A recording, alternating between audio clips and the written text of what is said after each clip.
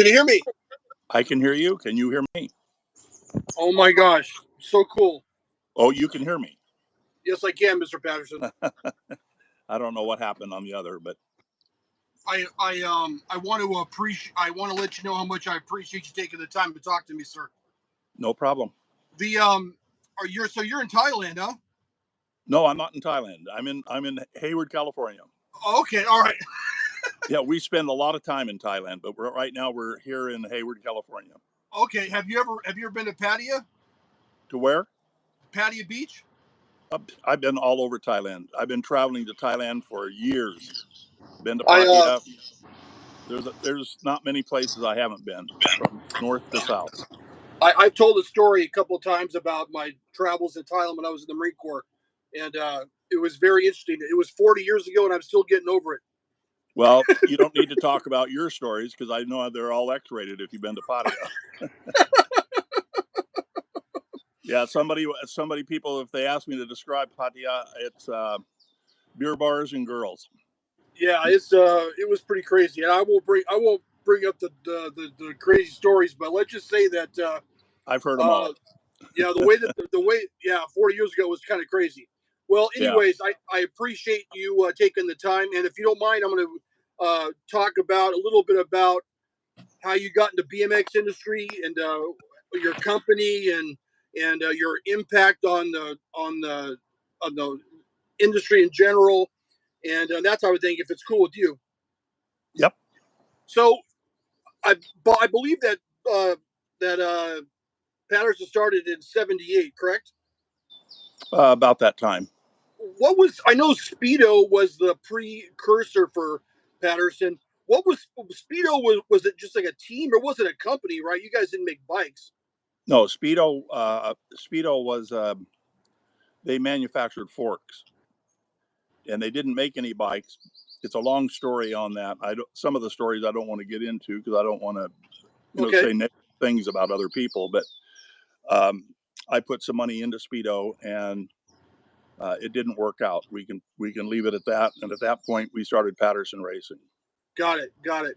So, which one of your boys started racing first? Did one go first, or did they both start at the same time?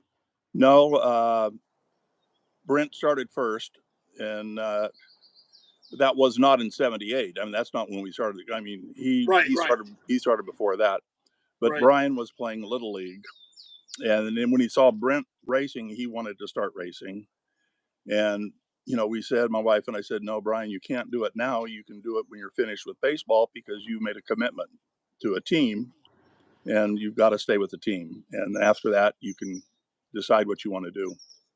Well, okay, all right. So were your kids naturals on the bike, or did they have to work at it? They were naturals on the bike. I think anybody in the top level, of riders, Stu and Greg and Longkevich, you name any of the top riders, you got to have some natural ability as far as talent on a bike. Right. When you're one of many, myself included, fathers of BMX racers, many millions or hundreds of thousands of fathers out there that their kids race BMX. What was the turning factor? What made you think that I want to start my own thing, or I want to contribute to the sport rather than any other father like myself, where we don't do nothing? Well, actually, everything just evolved. There was no decision made. At that point, Brent started racing locally, and there was about 5 tracks up here in Northern California. There was a couple of minor publications out of Southern California, and being that that's where the publications came from, Southern California riders got a lot of write-ups.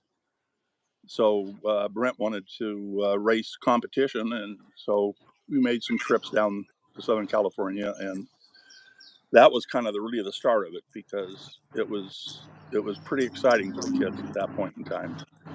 Right. But did you have a background on in metal fabrication or welding or anything, or did you just kind of? I am not mechanical at all. Anything that was done with the bike, as far as that part, was done by outside sources. You know, that we used. Right, right. Brent did the designing of the bikes. Richie Anderson's father designed the bike that Richie rode, and then we had a mini frame, and that was Robbie Morris, and his father did the design on that. So when I'm talking about design, I'm talking about the length of the bike, the height of things, angles. Right. You know, and it depended on the type of tracks that people were racing. I mean, the bikes of yesterday wouldn't be good for today's pump tracks. Right. So you don't have, there's no cool story behind your company where, like Skip or something like that, where you wanted to get your want to get Brent a bike for Christmas. No, there's no cool stories like that. So Brent was the person responsible for the original design that everybody stole and copied from you. Well, we we've heard rumors to that effect. Yeah, but Brent was the one that, and he worked on several different ones.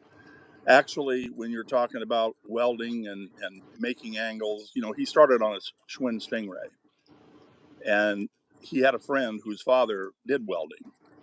So Brent had him do some work on it, you know, changing some head angles and doing various things to the Schwinn Stingray. And Right. then you know, then that wasn't hitting all the bells and whistles. So then that's when we started when we started Patterson Racing. That's when we got into working with people on making the bikes. It must have been, I can only imagine having designed something and created something from scratch and having other people, other manufacturers copying my design, stuff like that. It must have been pretty, was it inspiring, or did it make you mad, or was it even confirmed that it was done? No, we didn't really pay any attention. Didn't pay any attention at all to that. You know, if somebody wanted to ride a Patterson bike and rode for another company, and they elected to put their company stickers on the frame, I didn't care. Yeah, it must have been very, very cool to have people riding your bikes. I talked to Eric Cosen about Patterson. We were talking to Eric Cosen, and he brought up Patterson and said you guys had, in his opinion, you guys had the best uniforms. And I said, yeah, it was probably a toss up between Patterson and SE Racing.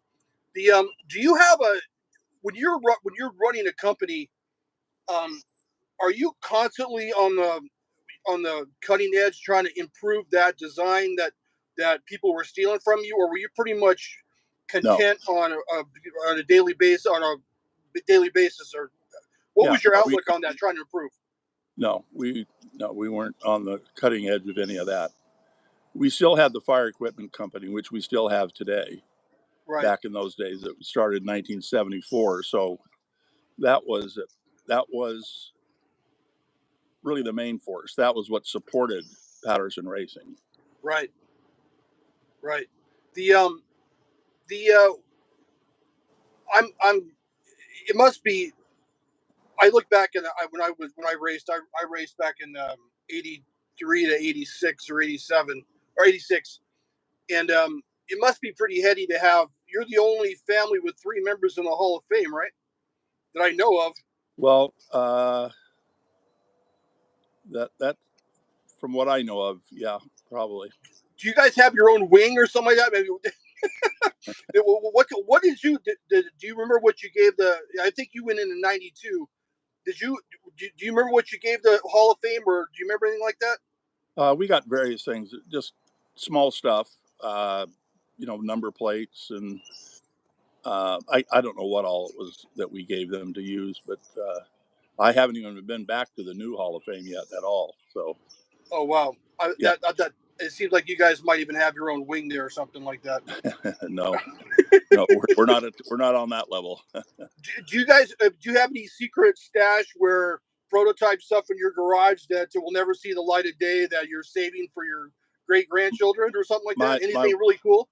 Yeah, my wife has, and it's a sad state because there's probably everything you can fit in maybe 2 banker boxes. Brent has a couple of frames. Champion, he's got a Champion frame, which was the original. Brian, I mean, they gave away everything. I mean, at the end of the race, whatever they have, I mean, they weren't giving their helmets away, but they gave away jerseys, they gave away, pads, they get all the factory riders pretty much did that. And yeah. So we don't have any of those. Brian, not long ago, he wanted to get, an original Patterson built up, and he did, but he had to pay $2,500 for the bike. Oh man!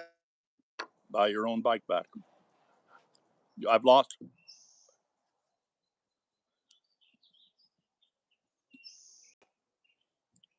I've lost you.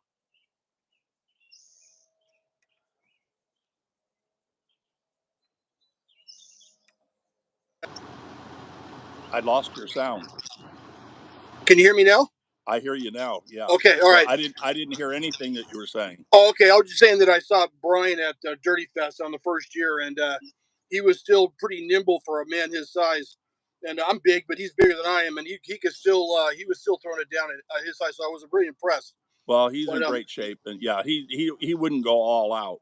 Stu is in great shape, but none of these riders today, they're smart enough to know that they're not going to get on a BMX track on a downhill dirt and go all out. Right. Period. Was there any rider that you were chasing that you never had the chance to sign that you really wanted to, or you got close to signing that you could think of? No, because this was all friends. These were friends. And we wanted to keep. That's why Patterson started.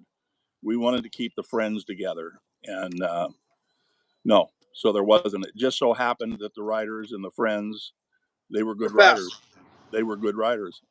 Right. There was one rider that we had as a support rider out of Colorado. His name is Sean Speed, and what a name! He would come to some of the races, and he would have been, if we were able to afford to have him travel with us, he would have been one of the top riders in the country. But, and what a last name! Yeah, that's a great name. Great racing name. That would look great on an advertisement. Yeah. Never freestyle. They were just friends. Right. And you never did freestyle. Never wanted to, right?